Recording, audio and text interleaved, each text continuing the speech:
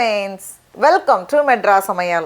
இன்னைக்கு நம்ம மெட்ராஸ் சமையல்ல உடைச்ச கோதுமை வச்சு சூப்பரான கேசரி பண்ண போறோம். இதோட டேஸ்டும் சரி, டெக்ஸ்சரும் சரி அவ்வளோ சூப்பரா இருக்கும். நம்ம சாப்பிடும்போது இன்னும் கேக்க தூண்டும். அந்த அளவுக்கு ரொம்ப நல்லா இருக்கும். இப்போ இது பண்றதுக்கு நான் இன்னைக்கு வந்து 1 கப் உடைச்ச கோதுமை எடுத்துர்க்கேன்.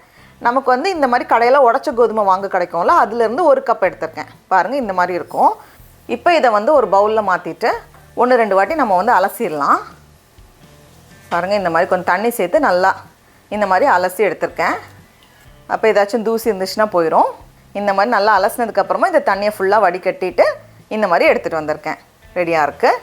இப்போ ஒரு பேனில் 2 டேபிள் ஸ்பூன் அளவுக்கு நெய் சேர்த்துக்கோங்க. நெய் உருகுனதும் நம்ம ரெடியாக வச்சுருக்கோம்ல, அலசி ரெடியாக வச்சுருக்கிற உடைச்ச கோதுமை அதை வந்து உள்ளே சேர்த்துடலாம். சேர்த்துட்டு கொஞ்சம் மிதமான தீயில் வச்சுட்டு ஒரு 4-5 நிமிஷம் போல் நம்ம வந்து வறுக்கணும். பாருங்கள் இந்த மாதிரி பார்க்குறதுக்கே அப்படியே முத்து முத்தாக ரொம்ப அழகாக இருக்கும். இப்போ இதில் வந்து நம்ம தண்ணி சேர்க்கணும். 3 கப் தண்ணி சேர்த்துக்கோங்க. 1 கப் உடைச்ச கோதுமைக்கு நமக்கு வந்து 3 கப் தண்ணி வேணும். 1 2 3 கப் சேர்த்துருக்கேன். நான் வந்து சுடு தண்ணி சேர்க்கல, பச்சை தண்ணி தான் சேர்த்துருக்கேன்.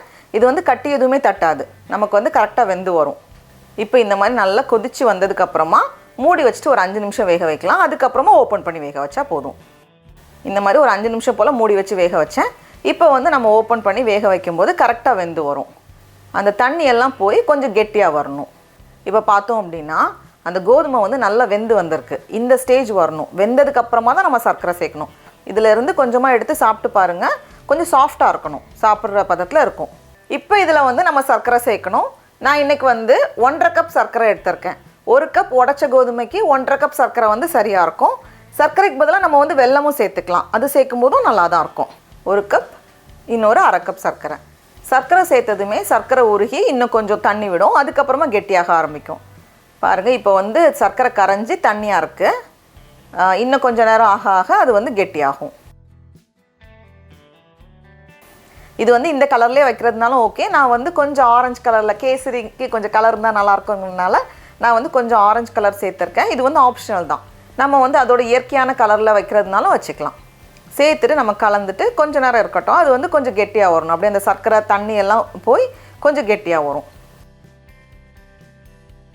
இப்போ பார்த்தோம் அப்படின்னா கரெக்டாக வந்திருக்கு.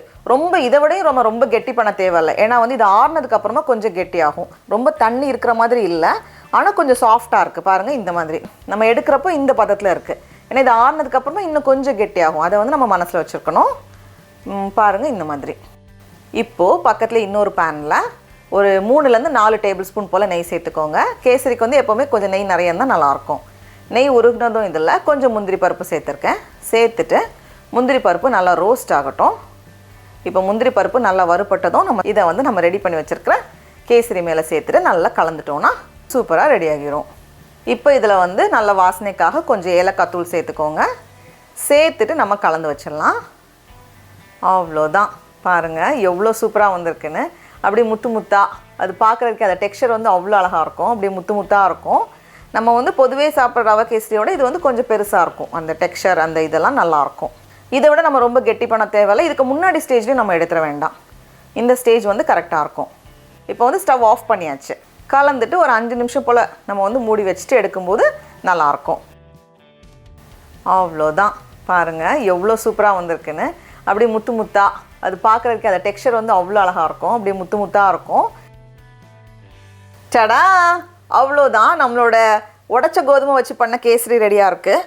அதோட டெக்ஸ்சரே வந்து ரொம்ப முத்து முத்தாக இருக்கும். பார்க்குறதுக்கே ரொம்ப நல்லாயிருக்கும். சாப்பிடும்போது ரொம்ப நல்லாயிருக்கும். சான்ஸே இல்லை, அவ்வளோ சூப்பராக இருக்குது. நீங்களும் கண்டிப்பாக அந்த ரெசிபியை வீட்டில் செஞ்சு பாருங்கள். உங்களுக்கு இந்த வீடியோ பிடிச்சிருந்துச்சுன்னா மெட்ராஸ் சமையலுக்கு சப்ஸ்கிரைப் பண்ணுங்கள். நாவின் சுவை எறும்புகள் மலரட்டும்.